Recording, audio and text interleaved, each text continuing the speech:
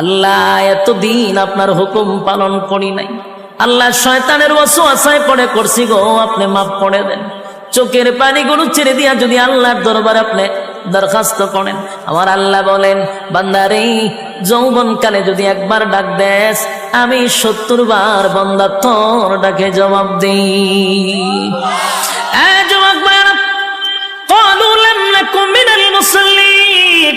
যারা দুনিয়ার জমিনে মুসল্লি ছিল না তারাই তো জাহান্নামী, এক নম্বরে জাহান্নামে যাওয়ার কারণ। আল্লাহর নবী বলেন উম্মতেরারে, হাশরের মাঠে যদি হিসাব হয়, আউয়ালু মা ইউহাসাবু বিহিল আবদু ইয়াউমাল কিয়ামাতিস সালাহ, কিয়ামতের ময়দানে সর্বপ্রথম হিসাবটা হবে নামাজের। বলুন কিসের?